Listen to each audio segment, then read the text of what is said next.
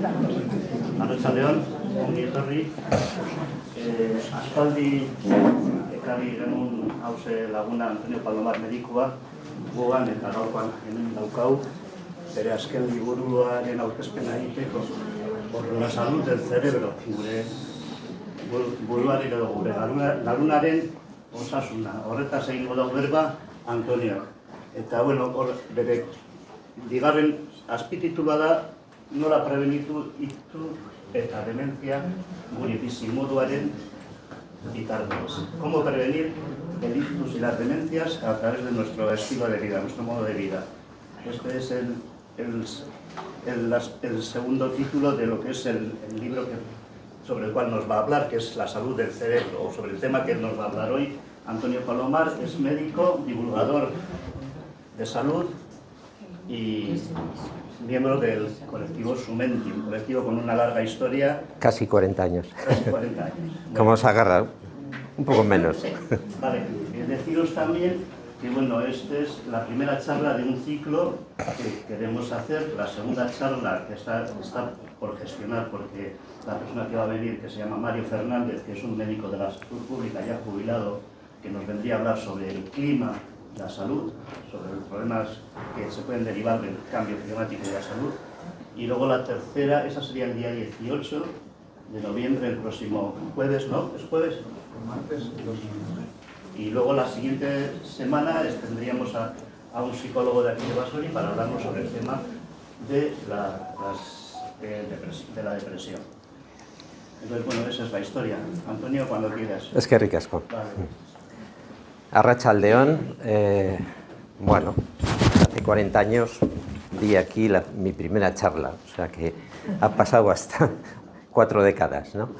Gracias a Sagarrak por la organización del evento y bueno, esta charla surge a raíz de un libro que publiqué a finales del año 2019, unos meses antes de la pandemia, y yo estaba haciendo las presentaciones del libro y vino, pues eso, el COVID y nos encerraron a todos, con lo cual tuve que parar o frenar esas presentaciones del libro, ¿no?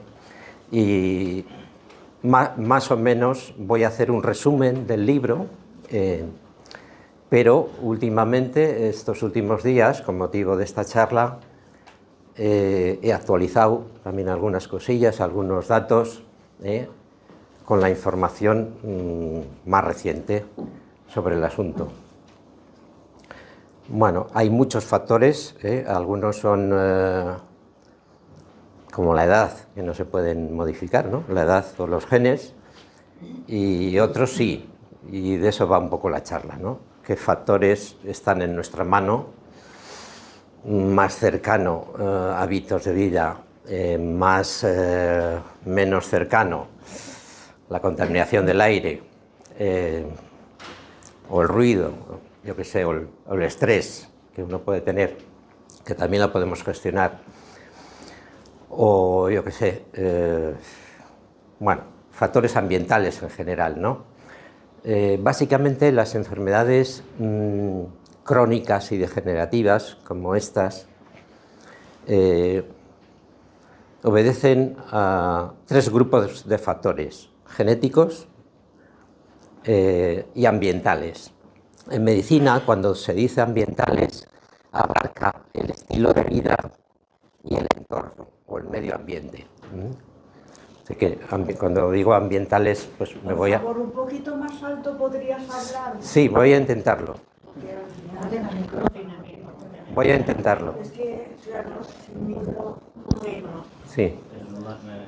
No ayuda mucho el lugar de... Voy a intentar. No sé si al fondo se me escucha bien. ¿Sí? Sí.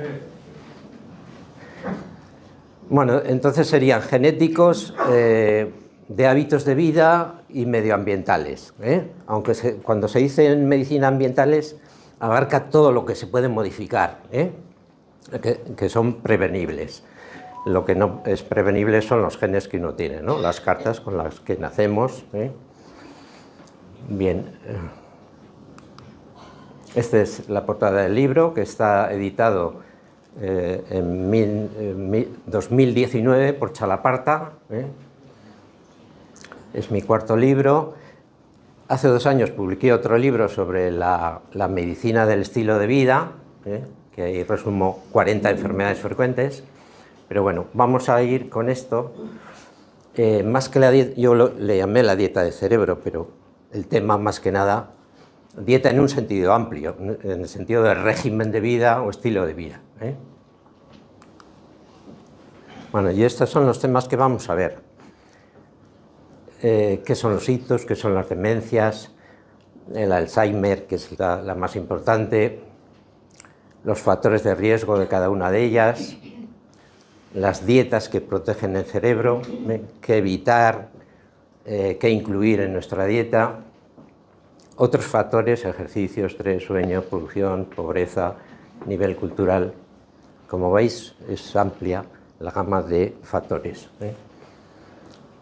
Consejos para la salud. Esto sería como una especie de decálogo, unos 16 puntos más o menos, que veremos al final. ¿Qué es un ictus? Vamos a empezar, ¿no? Por definir, ¿no? Más o menos ya sabéis, pues es un ataque cerebral, ¿no? La interrupción brusca del riego sanguíneo a una zona del cerebro. El cerebro, como muchos órganos, tiene arterias, ¿no? Arterias grandes, arterias pequeñas.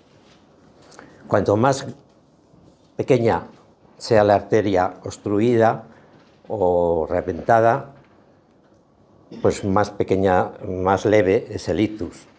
Cuanto más grande es la arteria, más grave será.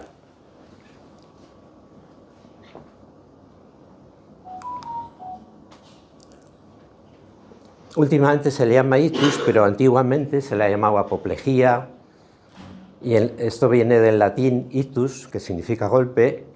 En inglés también usan stroke, golpe, y también se suele usar otro término que ha caído ya en desuso, porque en español o castellano ya se usa más ictus, para unificar, ¿no? Accidente cerebrovascular. Es un accidente, pero no es un accidente como de tráfico, simplemente que igual se ha venido gestando desde hace años o décadas, ¿no? La importancia del ictus.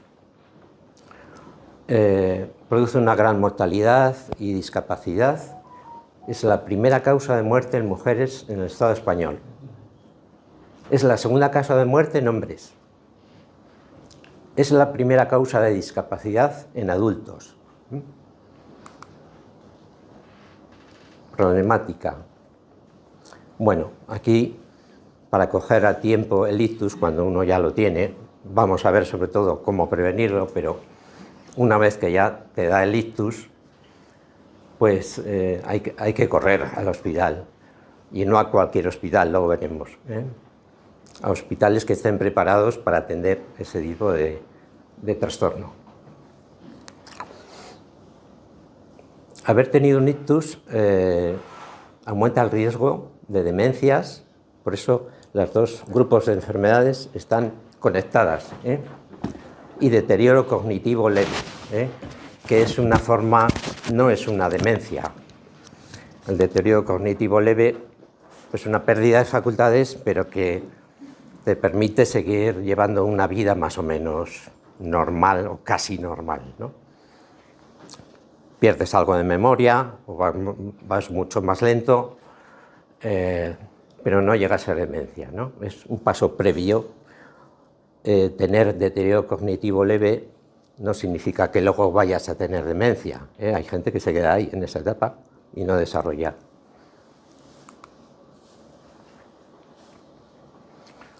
Bueno, ¿cómo va la tendencia? La mortalidad por ictus está bajando, es una buena noticia, desde el 2011, y básicamente se debe a dos motivos, a que en algunos grandes hospitales se han implantado, más o menos por estas fechas, en unos países antes, en unas comunidades antes, según las provincias, unidades de ictus, que son equipos multidisciplinares de especialistas, neurólogos, cardiólogos, enfermeras, que están preparadas para atender esta urgencia médica, ¿no?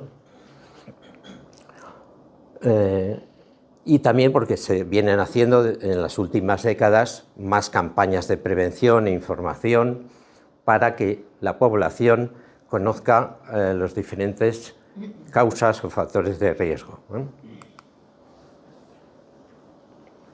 Básicamente hay dos grandes grupos, los ictus isquémicos, que son la gran mayoría, el 85%, y los ictus hemorrágicos. Los isquémicos, una isquemia es que se corta el riego de una zona cerebral. Ictus hemorrágicos es que se revienta una arteria y sale sangre, hay un hematoma en el cerebro. Es una minoría. Luego hay otros tipos de ictus más leves, accidentes isquémicos transitorios, que son pequeños ictus, son más pequeños, dan síntomas, pero estos síntomas duran poco. Pueden durar minutos, horas, pero menos de un día. Así que puedes estar con un determinado síntoma, que se te cambia la cara, o que hablas mal, o que tienes una cierta parálisis. Y bueno, pues hay que acudir a urgencias por si acaso. Uno no sabe cuándo tiene el síntoma, no sabe si lo que va a durar o si es grave o no es grave, ¿no? Y luego hay otro tipo de ictus de los que no nos enteramos, pero se van produciendo, que son los ictus silentes o microictus, que son pequeñas arterias capilares o arteriolas y que no dan síntomas evidentes, pero con el paso del tiempo pueden ir minando el tejido cerebral. Bien, aquí tenemos los dos principales que os he comentado, ictus isquémicos, el 85%, la arteria se tapona por un trombo o por una embolia, un émbolo. El trombo es cuando un pelotón de células sanguíneas, ¿no?, en el mismo sitio de la arteria, pues tapona la arteria. A veces porque hay arteriosclerosis, es decir, se ha ido acumulando colesterol en las paredes arteriales y entonces lo tapona. Y la embolia es cuando un trombo en otra parte del cuerpo, que no es el cerebro, puede ser en el corazón o el pulmón, sube hacia el cerebro y tapona la arteria. En ambos casos se obstruye y entonces se produce el ictus isquémico que no deja irrigar esa zona cerebral. En el caso del ictus hemorrágico se revienta o se rompe, entonces hay un sangrado y un hematoma. Puede ser en el interior del cerebro o puede ser en la capa externa del cerebro. O sea que hay varios tipos también de ictus hemorrágicos. Síntomas del ictus. Bueno, esto sería importante conocer algunos de ellos. No siempre se dan todos los síntomas. Pérdida de fuerza en la mitad del cuerpo, hormigueos en la cara, en el brazo, en la pierna o en mitad del cuerpo, asimetría en la cara, la boca está torcida, o sea, no hay, el lado derecho igual está distinto que el izquierdo. Se le puede decir a la persona que sonría y entonces, claro, hay una disparidad en el gesto de la cara, ¿no? Dificultad para hablar o para entender lo que se dice o lo que le dicen. Sensación de vértigo o desequilibrio, riesgo de caída, pérdida de visión total o parcial, visión borrosa. Y en el caso de los ictus hemorrágicos, de algunos ictus hemorrágicos, también, no en los isquémicos, pero sí en los segundos, un dolor de cabeza intenso y de inicio brusco. Es como un latigazo en la cabeza. Ante la duda sobre alguno de estos síntomas, si hay dudas, porque puede haber dudas, llamar a urgencias, al 112, o ir rápidamente al hospital, ¿no?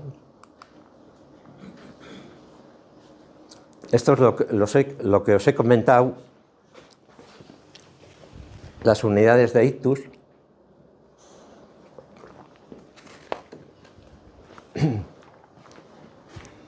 Que ha sido el gran avance de los últimos 15 años, básicamente, y ha reducido la mortalidad y también las complicaciones, ¿eh? Es decir, hay gente, de hecho, que igual tiene un ictus y no tiene apenas complicaciones, luego sigue llevando una vida más o menos normal. Hay gente que tiene alguna complicación, se queda con una cierta parálisis o con dificultades en el habla, bueno, etcétera. Lo más importante es la rapidez, ¿eh? Se sabe, porque se sabe que si se llega 3 o 4 horas antes, o sea, 3 o 4 horas después de los primeros síntomas, del primer síntoma, pues hay más posibilidad de sobrevivencia y menos riesgo de complicaciones, ¿eh? Y los neurólogos suelen decir que el tiempo es cerebro, ¿eh? Es decir, hay que ir rápidamente, ¿eh? Porque si tardas igual 6 horas o 12 horas, ¿no? Pues igual es demasiado tarde, ¿eh? Porque igual esa arteria que se ha roto, pues sigue causando más hematoma, ¿eh? Bien.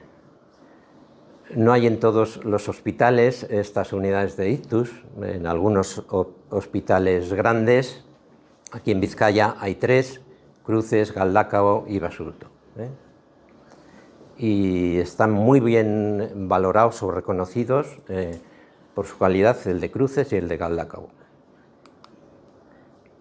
¿El ictus se puede prevenir? Pues sí, se puede prevenir. De hecho, casi entre el 85 y el 90%, casi el 90% de los ictus son evitables porque hay muchísimos factores de riesgo en el estilo de vida, ¿no? En las condiciones de vida, que pueden retrasar o prevenir la aparición del ictus, ¿eh? Igual que el infarto se puede prevenir, es decir, la enfermedad cardiovascular, como sabéis, ¿no? El colesterol, el tabaco, el sedentarismo. Bueno, luego veremos, hay muchos hábitos de vida que se pueden poner en marcha para prevenir o retrasar lo máximo posible, ¿eh? Hay más ictus en mujeres, también porque las mujeres viven más. También se puede reducir la gravedad de las complicaciones, como os he comentado, ¿no? Si se va a tiempo al hospital, ¿no? Factores de riesgo del ictus modificables, ¿eh? Porque luego una persona puede tener también un factor genético que tenga la sangre más fácilmente coagulable, o sea, que se le forme más predisposición genética a la trombosis, ¿eh? Pero olvidándonos de la predisposición genética, lo evitable sería la hipertensión, aunque también aquí puede haber, y en la diabetes y en la obesidad puede haber también factores genéticos, pero bueno, estas condiciones o estas enfermedades se pueden también prevenir a su vez. Hipertensión arterial, obesidad, diabetes, dieta insana, tabaco, alcohol, otras drogas, sedentarismo, pobreza, estrés crónico. Algunas de ellas están interrelacionadas, ¿no? Porque el sedentarismo puede favorecer la obesidad puede favorecer la diabetes, la hipertensión, bueno, también puede estar relacionada con el estrés, ¿eh? Es decir, hay como múltiples interacciones entre ellos mismos, ¿no? Y también se puede producir por traumatismos, ¿eh? Un accidente de coche o una caída así importante, ¿no? Sobre todo los traumatismos más relacionados con los ictus hemorrágicos. Una cosa curiosa, pues hay una zona de Estados Unidos, lo que llaman el cinturón del ictus, que es en la zona sureste, en las cuales se ha visto que hay más riesgo de ictus, ¿no? más afección por el ictus. Y se piensa que es por los hábitos, la dieta sureña, que es muy rica en dulces, ¿no? Toman el té con azúcar, productos más de azúcares refinados, mucha fritura, pollo frito, pescado frito, etcétera, y pues, una dieta más insana. Luego veremos el tema de la dieta, tabaquismo, sedentarismo y también por factores sociales o socioeconómicos. En esa zona hay más gente o más población afroamericana y de origen hispano, de migrantes hispanos o hijos de migrantes, y ligado también a la pobreza. Se ha dicho que en el Estado español también hay una especie de ictus en parte de Andalucía y en la región de Murcia, pero no está tan digamos, estudiado. ¿Qué es una demencia? Bueno, ahora pasamos al otro grupo de enfermedades. La demencia, la enfermedad de Alzheimer sí es una enfermedad, ¿no? Pero la demencia no es una enfermedad, es un grupo de enfermedades. Habría que hablar de las demencias. Es un síndrome. ¿Y qué es un síndrome? Pues es un conjunto de síntomas que pueden aparecer en distintas enfermedades. De hecho, hay unos 70 tipos de demencia, en múltiples enfermedades. Y estas enfermedades suelen ser las llamadas enfermedades neurodegenerativas, en las cuales el tejido cerebral va degenerando por unos motivos o por otros.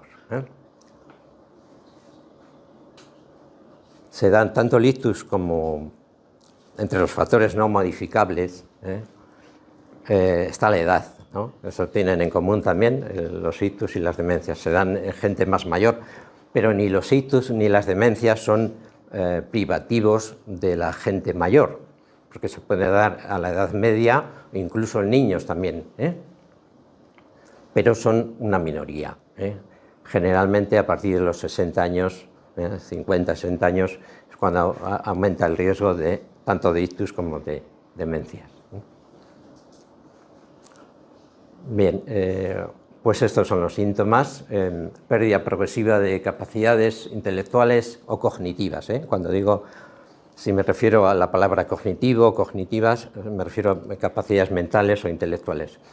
Se va perdiendo memoria, confusión mental, desorientación en el espacio o en el tiempo. No se sabe si es en la mañana o es la noche, en qué hora vive, o si está en su casa o no está en su casa. Escasa capacidad para resolver problemas de la vida cotidiana, ¿no? A ir a pagar el pan o la leche, lo que sea, en el súper, pues se lía, ¿no?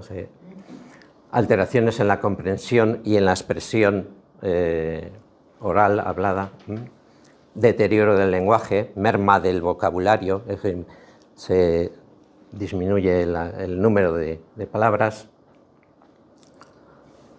cambios en la conducta, cambios emocionales bruscos, sin motivo aparente, sin motivo alguno. Estas son algunas de las... Hay muchos síntomas, pero bueno, la mayoría se pueden englobar en estos grupos.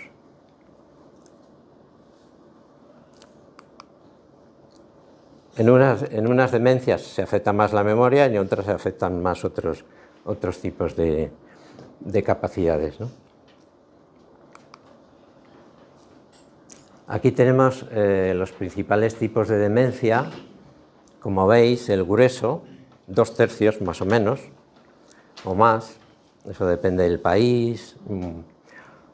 Eso es la enfermedad de Alzheimer, que se describió hace más de 100 años, un médico alemán, que por eso lleva su nombre. La demencia vascular, en la cual hay, pues, las arterias del cerebro tienen arteriosclerosis, y también pues, se va deteriorando el suministro de nutrientes a ese tejido cerebral, ¿no?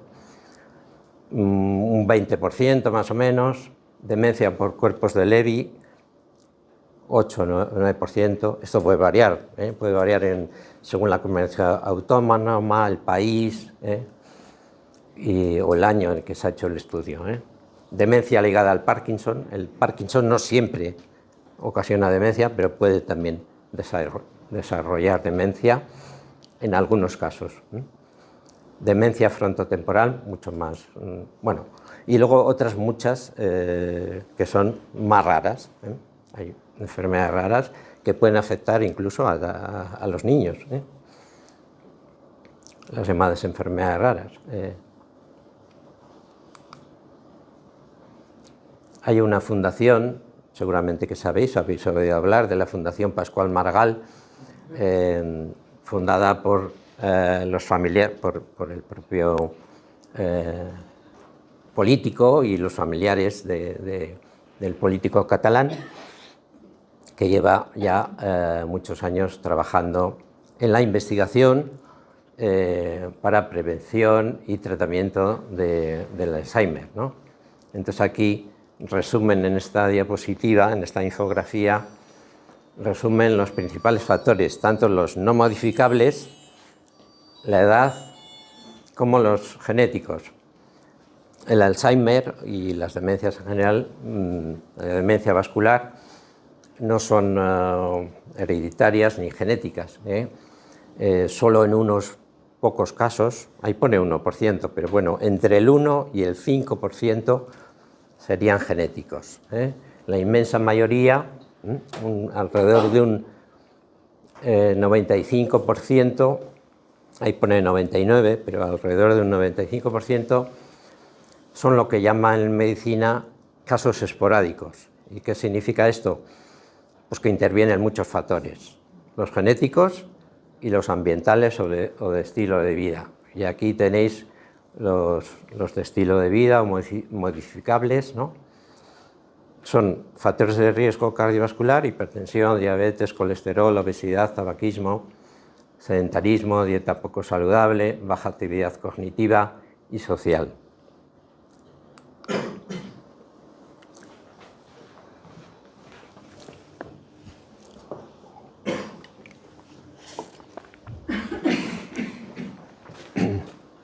Bueno, esto es una bastante reciente porque ha salido.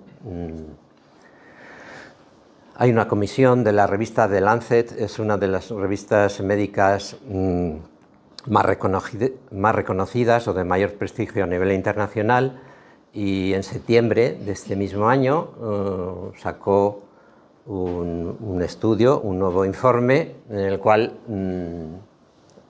el año anterior, en el 2024, decían que había como 14 factores demostrados del Alzheimer, ¿no? Y pues este último informe de este año, muy reciente, que todavía no está muy divulgado, han añadido 4 más, y entonces los dividen como en 3 etapas, ¿no? La infancia, la primera época de la vida, la edad media y en la gente mayor, a partir de los 60. 60, 65, bueno, eso ya es discutible, ¿no?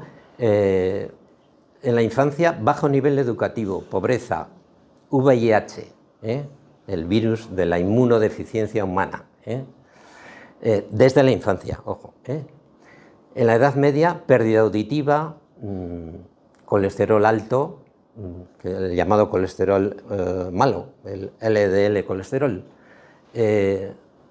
no un poco alto, sino alto, bastante alto, durante meses o años, ¿no? Por tenerlo una vez o dos no sería un factor de riesgo, ¿no? Depresión, traumatismos cerebrales repetitivos. Por ejemplo, se ha visto que los boxeadores, de hecho hay una demencia que le llamaban antes demencia pugilística, pero también se ha visto que en jugadores de rugby o jugadores de fútbol o deportes de choque, traumatismos repetidos a lo largo de años o de décadas, ¿no? Porque el tiempo que un deportista profesional juega, pues igual puede ser 20 o 30 años, ¿no? Entonces hay varias décadas en las cuales Un futbolista, por ejemplo, tanto si es portero como si es jugador, recibe golpes porque las cabezas se chocan o por los golpes del balón también. Y hay varios estudios, ingleses y americanos también, que han relacionado con un mayor riesgo no solamente de demencia, sino también por ejemplo, de parkinsonismo en estos jugadores con respecto a otros deportistas que no son de choque. Sedentarismo, diabetes, tabaquismo, hipertensión, desigualdad de ingresos. Eso significa que en un mismo barrio o ciudad haya gente muy rica y gente muy pobre. Desigualdad, porque eso puede afectar a la autoestima, y la autoestima pues aumenta el riesgo de ansiedad o de depresión. La baja autoestima, digamos, porque tendemos en general a compararnos con los que tenemos más cerca, ¿no? Obesidad, exceso de alcohol, y luego en mayores, aislamiento social, tener pocos contactos sociales, choques de riqueza. He tenido que mirar a ver lo que significaba, porque era una traducción del inglés, y es que, bueno, un cambio brusco en las finanzas personales o familiares, que uno se arruina o pierde todas las acciones que tenía en bolsa, o todo lo contrario, puede ser incluso positivo, que le toca la lotería, entonces cambia su vida por completo. Es decir, que el estrés, como sabéis, puede ser por una gran noticia positiva, o por un disgusto monumental. La polución o contaminación del aire y la pérdida de visión, como veis, pérdida auditiva, pérdida de visión. Porque eso también, tanto la pérdida auditiva como la pérdida de visión, limita los contactos sociales. Entonces, como somos seres sociales... Uy, no sé qué ha pasado aquí. Espera. Como veis, hay 18. Y se siguen añadiendo factores de riesgo, es decir, que todavía sobre las causas del Alzheimer y de otras demencias no lo sabemos todo, se sigue. También este año se ha visto, o se está demostrando, está ya bastante, hay bastantes estudios que lo avalan, que la vacuna contra el herpes zóster reduce el riesgo de demencia. Esto es un dato reciente que tampoco no aparece en muchos, por ejemplo, en el esto de la Fundación Pascual Maragall no aparece eso, ¿no? Y aquí tampoco aparece, pero bueno, porque es muy reciente, es de este último año. Otro dato que ha salido este año, que también se está valorando, los niveles de litio en la dieta, tanto en el agua potable, o el agua de bebida, como en los alimentos. Se ha visto que la gente con demencia tiene menos niveles de litio a nivel del tejido cerebral, pero eso todavía ponemos un interrogante, porque todavía eso no está del todo demostrado.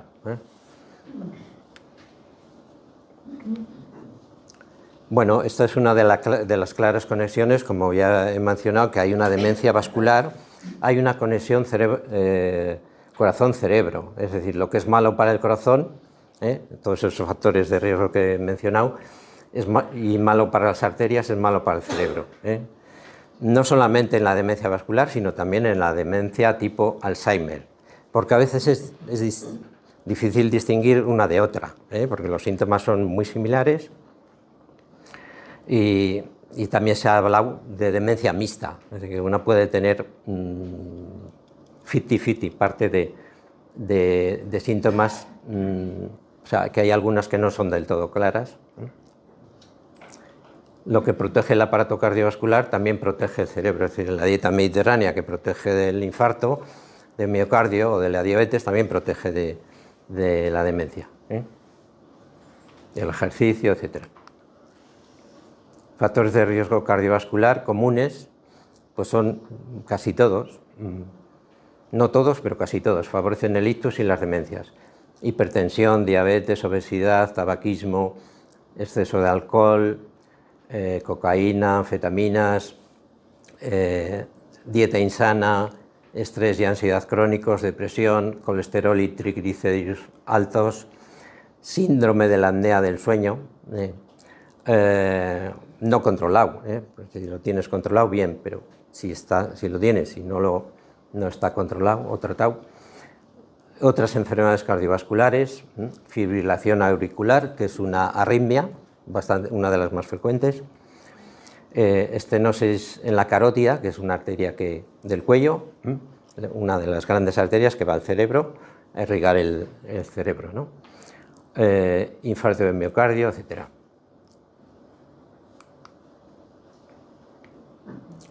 Dieta mediterránea se ha asociado a un menor riesgo de ictus y demencias. Y entonces, que más o menos esto ya se ha divulgado bastante, porque se vienen ya desde hace más de 20 años hablando de las ventajas y beneficios de la dieta mediterránea, ¿no? Verduras y hortalizas, frutas frescas, legumbres y cereales, a ser posible integrales, aceite de oliva, preferiblemente virgen, frutos secos oleaginosos, nueces, almendras, avellanas, etcétera, piñones. Dieta mediterránea, seguimos, pescados y mariscos, asados, preferiblemente asados o cocidos, no fritos, porque ya la fritura, el someter a altas temperaturas a las grasas del pescado, los omega 3, pues los cambia, ¿no? Ya no son omega 3, sino que son de otro tipo más perjudicial, ¿no?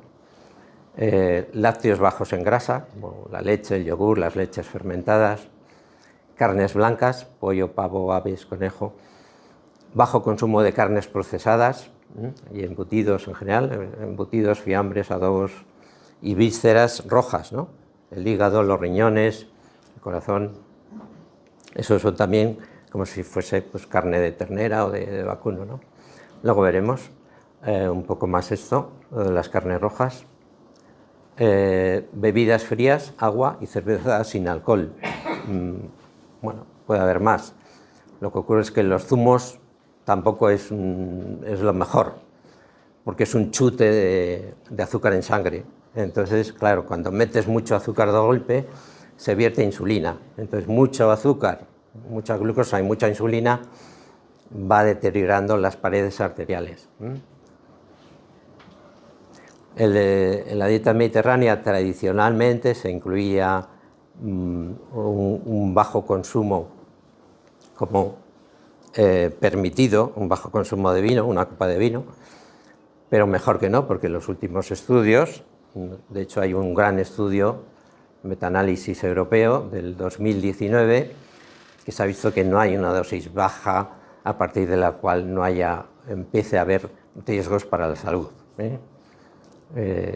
Y recientemente pues, no se ha visto que prevenga ni el ictus ni las demencias. Perdona, ¿podrías explicar lo del agua fría? ¿Quiere decir que beber agua caliente es malo? No pone agua fría, pone agua, coma. ¿Bebidas frías? Bebidas frías, bueno, sí, puede ser tibia también, sí. Puede ser agua tibia en... Los chinos y todos estos en la comida beben agua... Sí, me refiero a que no son infusiones. Me refería a eso. Bebidas calientes, bueno, en cuanto a bebidas, las más saludables, ¿no? Infusiones, ¿no? Infusión de manzanilla, de regaliz, tés, ¿no? Té verde o té rojo, té negro y café sin azúcar, o con poco azúcar. Luego veremos más adelante, de todas formas, esto vamos a seguir comentando. Dieta MIND. Había una dieta, la dieta DASS, que era una dieta que se diseñó en Estados Unidos para combatir la hipertensión arterial y infarto miocardio. Y entonces, en una de las universidades de Chicago, diseñaron esta dieta, que significa mente, dieta para prevenir la demencia. Es como una mezcla o una síntesis entre la mediterránea y la DASH. La Universidad Rush de Chicago. Con algo menos de pescado, pero bueno, incluye un grupo de 10 clases de alimentos beneficiosos o protectores y evita 5 clases de alimentos que luego veremos. Esta sería lo que habría que incluir, porque es beneficioso, y lo que habría que evitar en esta dieta, que son las dietas, 2 de las dietas más avaladas científicamente en estos últimos años, ¿no? Verduras de hoja verde, hortalizas en general, nueces y otros frutos secos. Por ejemplo, las nueces tienen más omega 3 que otros frutos secos. Pero en general los frutos secos son todos saludables. Legumbres secas, panes y cereales integrales, bayas, ciruelas, uvas en general, fresas, arándanos, grosellas, bueno, todo este grupo de frutos rojos, aceite de oliva, pescado. Aquí dicen 1 vez por semana, en la dieta mediterránea suelen decir 2 o 3 veces. Esto es porque se ha hecho en Estados Unidos y ahí comen menos pescado. Agua, café o té, sin azúcar o con poco azúcar. Y aquí también ponen el vino tinto, pero bueno, eso no está demostrado que sea preventivo. Ahora hay un estudio, están realizando, o han empezado, no sé si el año pasado, empezaron en la Clínica Universitaria de Pamplona, un grupo de investigación, Miguel Ángel Martínez o González, un especialista en nutrición, está haciendo un estudio para ver si dosis bajas de vino tinto, 1 copa al día, por ejemplo, previenen o no previenen el infarto de miocardio o la demencia o este tipo, o el ictus. Porque para contraargumentar ese gran estudio que se hizo en el 2018 en varios países europeos. Este autor opina diferente y piensa que sí, que podría haber algún beneficio, pero bueno, habría que cogerlo con interrogantes, ¿no? Y a evitar, los grupos a evitar son estos 5: margarinas y mantequilla, quesos en general, aunque habría quesos, por ejemplo, los quesos frescos tienen menos grasa saturada que otros quesos, como los quesos de untar o los quesos en lonchas, ¿no? Azúcares añadidos, dulces, refrescos, azucarados, reposterías, galletas, frituras en exceso. Aquí lo importante es evitar que cuando se hace una fritura eche humo el aceite, porque ya cuando empieza a echar humo el aceite, ya ese aceite se está degradando. Esos ácidos grasos están forman peróxidos y toxinas derivadas del ácido graso. Comida rápida, hamburguesas, pizzas, nachos, pollo frito, patatas fritas, bueno, ese tipo de comida.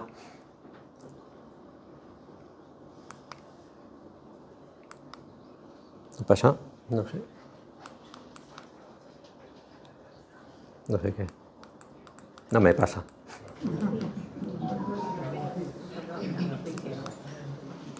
A ver. ¿Cuál? Ah.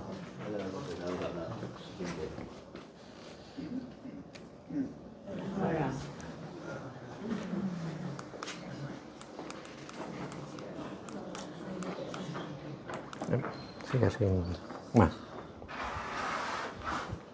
Bueno, beneficios del ejercicio múltiples, tanto para los huesos como para los músculos, para el corazón y en este caso también para el cerebro, para aparato respiratorio, para las articulaciones, dentro de un orden, porque, por ejemplo, subir y bajar cuestas es malo para el cartílago de la rodilla, y uno puede castigar mucho el cartílago si sube y baja muchas cuestas. O sea que también el ejercicio, uno se puede pasar con el ejercicio, pero en general pasear, correr, nadar, andar en bicicleta, pues tiene múltiples beneficios.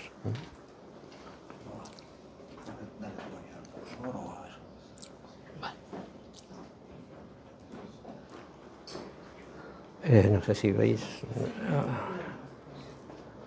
El ejercicio regular, o sea, regular, no darse una pechada un fin de semana o una vez al mes y luego el resto de la semana o del mes no hacer nada.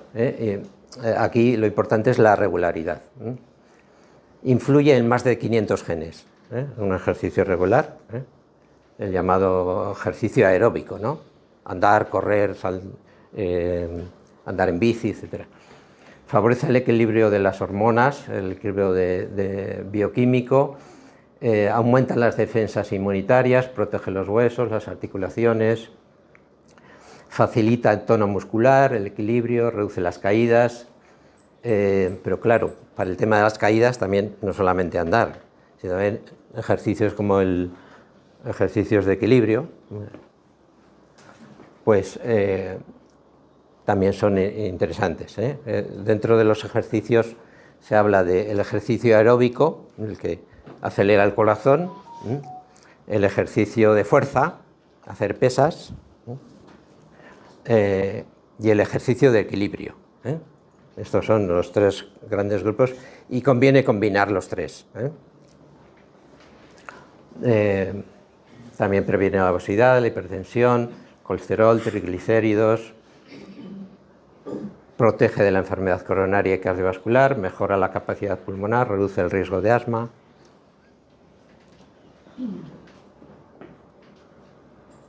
Acciones en el cerebro. Protege de los ictus isquémicos y hemorrágicos, reduce el estrés, mejora la calidad del sueño, tiene un cierto efecto antidepresivo, pero no en el corto plazo. Es decir, que para que surta efecto igual tienes que estar 3 o 4 semanas haciendo ejercicio. Es decir, que es más lento que los antidepresivos. Por eso a veces, si una persona está muy deprimida, pues igual conviene que tome el antidepresivo, porque si no igual se suicida, y entonces como esto tarda más en actuar, pues toma el antidepresivo y mientras hace ejercicio, porque va a tardar 2, 3 o 4 semanas en tener un efecto valorable, ¿no? Favorece la producción de factores neurotróficos. Esto significa, son factores como que alimentan a las neuronas, ¿no? Es un estímulo para el desarrollo, el crecimiento de las dendritas de las neuronas. Tiene efectos antioxidantes y antiinflamatorios en el tejido cerebral, reduce la neuroinflamación, que es la inflamación del cerebro, ligada a la demencia, y favorece la neurogénesis, la formación de nuevas neuronas en determinadas zonas del cerebro, sobre todo en una zona en la cual está dañada o suele estar dañada en la enfermedad de Alzheimer, que es el hipocampo. Es una pequeñita zona en la base del cerebro.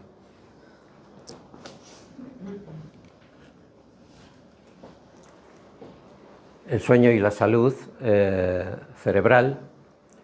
Es importante dormir bien y suficiente para consolidar la memoria, una de las importantes funciones demostradas del buen dormir, ¿no? Tanto el sueño profundo, pues ya sabéis, hay varias fases del sueño, ¿no? El sueño REM es la etapa en la cual hay como 4 etapas, y la cuarta es el sueño REM, que es en la cual soñamos, ¿no? Tenemos los ensueños, Pero el sueño profundo o sueño lento también es muy importante para la memoria. Y otra de las funciones del sueño es que enfría el cuerpo y el cerebro. Entonces, ralentizar el metabolismo en el cerebro hace que se formen menos radicales libres, es decir, menos toxinas a nivel cerebral. El sueño regula la insulina y otras muchas hormonas, regula el apetito y el metabolismo de la glucosa. Pues se ha visto que dormir pocas horas, ¿no? Menos de 6, por ejemplo, o menos de 7, menos de las que uno necesita, porque esto también es genético, hay gente que igual con 6 o 7 está bien, aunque para la mayoría son más de 7.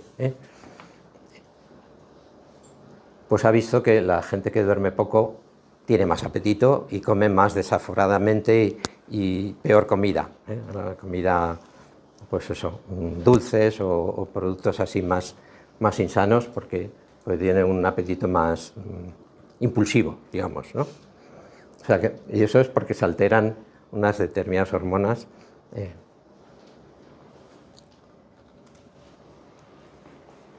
El sueño y la salud cerebral. Recientemente, hace unos 15 años más o menos, en torno al 2013, se ha descubierto el sistema linfático, que es una especie de sistema linfático dentro del cerebro, ¿no? en la parte más externa del cerebro, y se ha visto que es como una especie de sistema de limpieza que elimina toxinas de las neuronas, ¿no? De las neuronas y de la microglía, que son otras células distintas a las neuronas. Este sistema funciona de forma más intensa durante el sueño profundo, ¿de acuerdo? Okay. O sea que durante el sueño profundo nos limpiamos el cerebro de estas toxinas que, por ejemplo, aparecen en la enfermedad de Alzheimer, ¿no? La proteína beta-amiloide y la proteína tau. Contaminación del aire también aumenta el riesgo de ictus y demencias. Hay muchos estudios en muchos países que han encontrado esto y siguen apareciendo estudios. Estas partículas de la contaminación del aire, ¿no? Que son de distinto tamaño, PM10, ¿no? Son los más grandes, PM2,5, PM0,1, pueden llegar al cerebro por dos vías. Las inhalamos y pasan al pulmón, y del pulmón pasan a la sangre y van al cerebro. Y luego hay otra vía más directa, a través de la nariz, a través del bulbo olfatorio, que está conectado con el cerebro. Entonces las más pequeñas sí que pueden atravesar esa segunda vía. ¿De acuerdo? La reserva cognitiva, algo así como un patrimonio cerebral. Si os acordáis que hemos visto, uno de los factores de riesgo era el bajo nivel educativo, como factor de riesgo de la demencia tipo Alzheimer, ¿no? Pues bien, hay un aforismo médico, un refrán médico que dice: la función hace al órgano, lo que no se usa se atrofia o degenera. Entonces las personas que han llevado a lo largo de su vida una mayor actividad intelectual, lectura, escritura, pensamiento, arte, relaciones sociales, no tiene por qué ser algo muy complicado, pues simplemente jugar a cartas también, todo menos aislarse. Bueno, o gente que es más conversadora, ¿no? Tiene más conversación, tienen una mayor reserva cognitiva, o gente que viaja más. También viajando se puede aprender mucho, siempre y cuando el viajar no te cause un gran estrés, porque si no también podría ser negativo. Y hay una hipótesis, es que tener una mayor reserva cognitiva, es decir, como el árbol de las neuronas más extendido, ¿no? Con más hojas, ¿no? Más ramas y más hojas, pues es un mayor patrimonio, y entonces te puede venir la demencia, pero si te viene más tarde y tienes más recursos para sortearla, para ir tirando. Eso es lo que han llamado reserva cognitiva. Volvemos a la dieta. Hay grasas buenas y grasas malas. Esto ya habréis oído alguna vez. Las saturadas son las que aumentan el colesterol, las monoinsaturadas abundantes en el aceite de oliva, aguacate y otros aceites, el cacahuete, etc. Las poliinsaturadas son omega 3, el pescado azul, nueces, aceite de lino, omega 6, otros aceites de semillas, colza, soja, girasol. Y las grasas trans, o sea, las de rojo, ¿no? Las saturadas y las trans, que están en las trans, estas son incluso peores, dicen, que las saturadas, pero también pues, son malas para las arterias y el corazón, y también se piensa que puede aumentar el riesgo de cáncer, ¿no? Reposterías, aperitivos de bolsa salados, margarinas, productos horneados. Evitar o sea, hay que evitar los dulces, azúcares añadidos y dulces, por esto que os he dicho antes, ¿no? Porque altos niveles de glucosa en sangre, aunque no tengamos una diabetes manifiesta, porque hay un trastorno que es la resistencia a la insulina, que es una especie de prediabetes, altos niveles de glucosa y de insulina en sangre mantenidos durante décadas, pues van dañando las arterias. Bueno, entonces conviene evitar pues, los refrescos azucarados, las reposterías, las bebidas azucaradas, zumos, mostos, néctares, refrescos, y los glúcidos muy rápidos, sobre todo si no están combinados con otros productos más ricos en proteínas, ¿no? Como el arroz blanco, la patata, los panes blancos, el puré de patata instantáneo que se descamas. La patata va más rápido, entra más rápido, igual que el arroz, se convierte más rápido en glucosa que el pan integral, por ejemplo. O sea que hay carbohidratos rápidos y carbohidratos más lentos, ¿no? El carbohidrato del pan integral o de las legumbres va más lento, ¿no? A la sangre. Las galletas y la bollería. Esto lo digo porque como muchos desayunos o meriendas son a base de galletas, pues bueno, hay que saberlo, Pero tiene un montón de sustancias que no son interesantes, ¿no? Sino todo lo contrario, azúcares rápidos, fructosa, sal, grasas de riesgo, acrilamida, que es cuanto más tostada está, ¿no? Cuanto más tostada está un cereal o un producto, la patata, etcétera, las patatas fritas, se forma acrilamida, que es una toxina, ¿no? Carnes de riesgo son básicamente las procesadas, embutidos, fiambres, carnes curadas, jamón curado. Carnes rojas en exceso, vacuno, cerdo, cordero y vísceras. Las vísceras rojas. El plato, esto lo diseñaron en la Universidad de Harvard, la Escuela de Salud Pública de la Universidad de Harvard, pues habéis visto seguramente pirámides alimentarias saludables, ¿no? En la base estaba lo positivo y en el vértice estaba lo más negativo. Pero bueno, estos inventaron el plato, en el cual para ver las cantidades de cada cosa, ¿no? Frutas y verduras, casi la mitad, frutas y verduras, ¿no? Verduras de hoja verde y otras hortalizas. Y luego, de la otra mitad, parte granos integrales, cereales integrales, ¿no? Copos de avena o pan integral, pan de centeno, etc.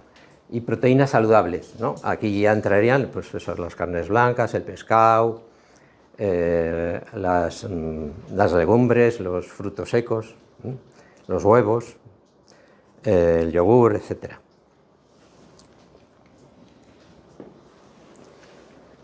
Bueno, y entre los grupos de alimentos que se ha visto que también previenen las demencias, pues están las bayas o frutos frutos rojos, porque tienen estas sustancias, ¿no? Estas antocianinas, ¿no? Ligadas a estos colores.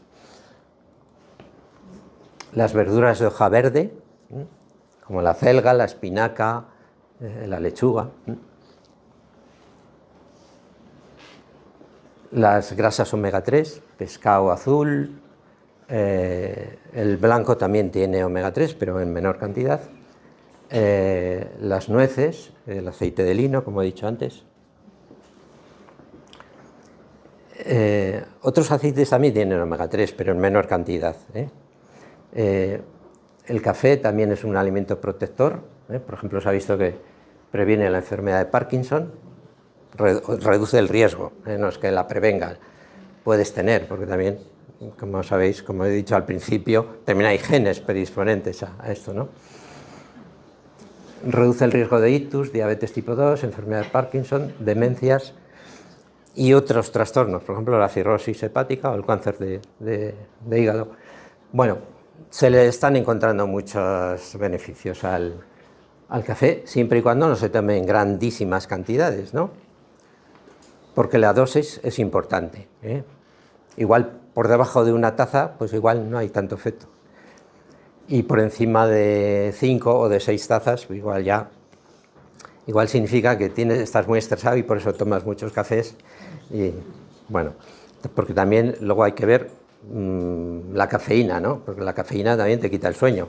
Aquí se ha visto es que lo importante es tomarlo por la mañana, porque si lo tomas por la tarde, por la noche, pues duermes mal. Y si duermes mal, pues también ya hemos visto que causa problemas.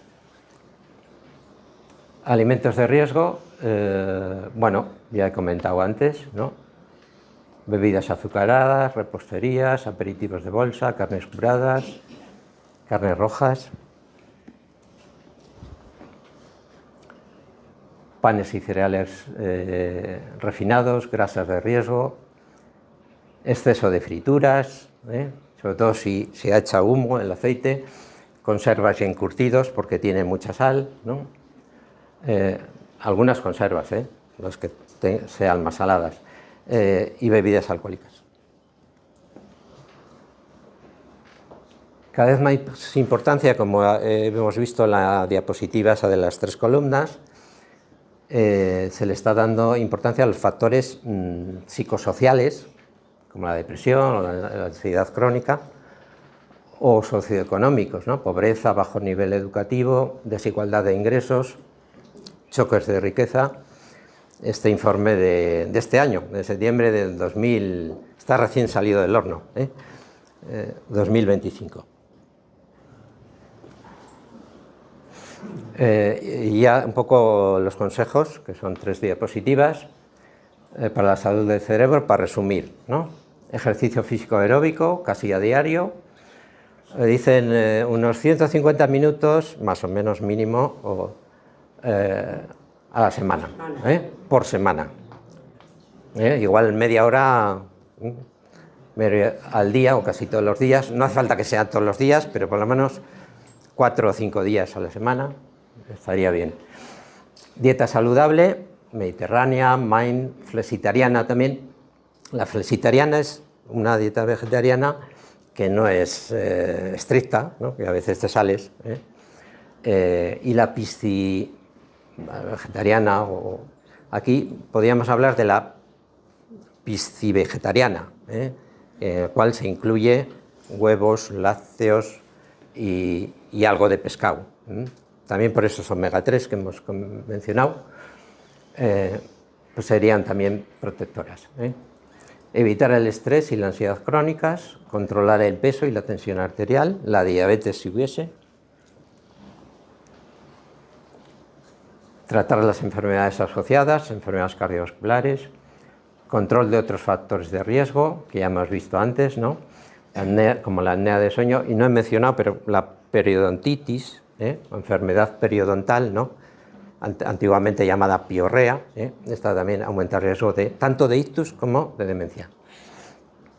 El alcohol y otras drogas, mantener activa la mente, dormir bien y lo suficiente,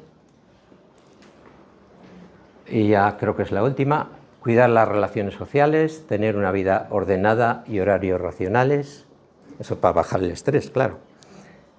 Disfrutar de la vida, pasiones, aficiones, hobbies, tener un propósito en la vida, esto también se ha visto que aumenta la longevidad, ¿no?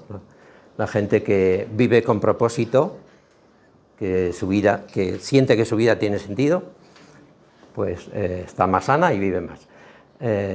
Y luchar, por ejemplo, ¿no?, entre los factores estos psicosociales o socioeconómicos, luchar por un barrio, una ciudad o un país mejor. Y básicamente esto es lo que os quería comentar. Ahora si tenéis alguna pregunta, pues... Yo creo que sí.